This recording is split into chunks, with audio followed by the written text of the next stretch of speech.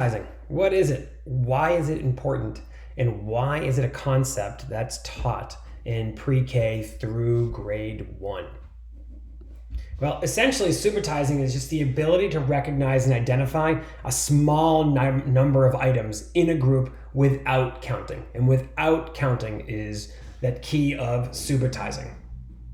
So let's try this. Pause your video quickly. How many dots do you see? Well, there are 7 dots there, but you didn't instantly recognize 7. You may have thought you instantly recognized 7, but you didn't. Instead, you most likely grouped the dots into recognizable quantities or subgroups. So you saw parts of that whole. Perhaps you saw a group of 5 and 2. Now you saw 5 maybe, most likely I started with 5 because 5 is that dice pattern that we are all very used to seeing. So that becomes very recognizable. So I saw 5 and I saw 2 more. I knew that was 7. Perhaps you saw 2 and 3 and 2 more and quickly determined that there was 7. Or you saw 2 and 2 and 3 and determined that that was 7. Perhaps you saw a group of 3 and a group of 4 and determined that was 7. We're going to get into the weeds here a tiny little bit. We have conceptual subitization versus perceptual. Conceptual is the ability to see smaller groups within a group and adding them up in order to determine a quantity, where perceptual is that instant recognition. So looking back here to these dots, I see 5 instantly because again, it's that dice pattern that I'm so used to seeing. So there's 5 and there's 2 more. I've determined that that is 7 through conceptual subitization. Perceptually, I see 5, not counting. I see 2, again, not counting. Putting those 2 together, 5 and 2 is 7. So why is this important? Well, the ability to subitize is the basis for fact building, which is based upon numeracy and number sense. So as students progress developmentally, they use composition of number as an abstract strategy when computing. To be able to understand conceptually the understanding of number composition and decomposition, students have to have that strong sense of number. That strong sense of number is built through, when thinking in terms of fact building, is built through subitizing. So we have our conceptual level here of fact building, and I'm looking at 5. So how do I know that this is 5? Well, I see a group of 3 and I see a group of 2. So 5 equals 2 plus 3. I can also see that I have a group of 4 and 1 more. Determine that that is also 5. This is building that concrete understanding of, I know there's 5. Here's how 5 is composed. 3 and 2 or 4 and 1. Abstractly, I'm simply looking at numerals now. So now I have this concrete understanding, so I may visualize 5. And I can visualize decomposing that 5 into a group of 2 and into a group of 3, or visualize decomposing 5 into a group of 4 and 1. Thinking about a learning progression for working with numbers begins with subitizing.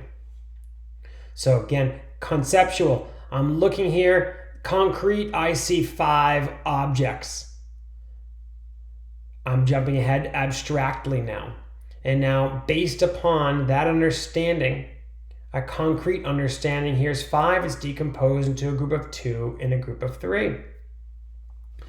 With these previous understandings, I now can extend my thinking and learning to think about 16 plus 7. Well, to be able to get here, I've had to do some work around understanding 5 and 10 in terms of benchmark numbers.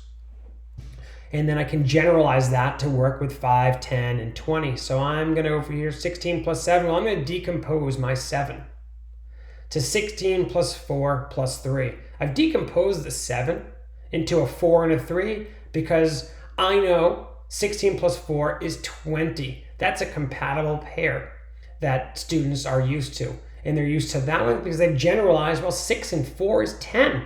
So there's a 10. So 16 plus 4 is 20, plus 3 more is 23. Students may also look at this and say, well, I know 16 is composed of a 10 and a 6, so there's their 10. And they might say, well, I also know that 6 and 7 is 13, and 13 is composed of a 10 and a 3. A lot of time is spent at the kindergarten level composing and decomposing teen numbers as the basis for understanding place value. So now they say 10 plus 10 plus 3. We can jump further down the road. Now we're late into first grade, into second grade, comparing 82 and 47. I'm thinking about the difference. Regardless, I'm comparing these two numbers. Abstractly, I'm able to visualize decomposing 47 into a 42 and a 5. Still have 47. I'm just working with some more compatible numbers. So I have 82 minus 40 is 42. Minus 2 more is 40. Minus 5 is 35. So I've determined my difference between 47 and 82 is 35. With that flexibility and that strength and number sense, students might simply look at this and say, well, I'm going to add up from 47 and see what the difference is in order to get to 82. So they'll say, well, 47 plus 3 is 50. I've gotten to a nice benchmark number. And now 50 plus 32 is 82. And they'll determine that, well, the difference here is 35. Jumping into third grade now, using that number sense, I have to now determine 6 times 7. This is not a fact I need to memorize. What needs to be understood when I'm dealing with this now, 6 times 7 is dealing with multiplication, is I need to have an automatic strategy, a strategy that I can apply with automaticity. And I can fluently apply that strategy. Fluently means that I know exactly how this strategy works. I can compose and decompose numbers to be able to determine a product or a total in any process that I'm working with. So 6 times 7, not a fact that I know, but I'm decomposing my 7 into a 5 and a 2. 6 of the 7s, all right, or 7 of the 6s. Well, I have 5 of the 6s over here. So if I have 5 of the 6s, I need 7 of the 6s. Well, I need 2 more groups of 6. So 5 of the 6s is 30. 2 more of the groups of 6 is 12. 30 plus 12 is 42. Again, this goes back to students being able to say, well, 30, there's that 12. Why not? That's a 10 and a 2. 30 and 10 is 40, and 2 more is 42. This understanding and this level of number sense is what will lead to be able to understand the inverse of operations when we're thinking about multiplication. If students are memorizing 6 times 7 is 42 and 7 times 6 is 42, what very often happens is they'll look at 42 divided by 7 as a completely different problem, which it is not. We want students to be able to think flexibly and use their number sense in order to determine this problem. So they might look at 42 divided by 7 and say, well, I don't know that, but I definitely have a strategy that I understand that I can use that's based upon number sense. And they'll say 42 divided by 7, well, I know 7 5s. 5 of the 7s is 35.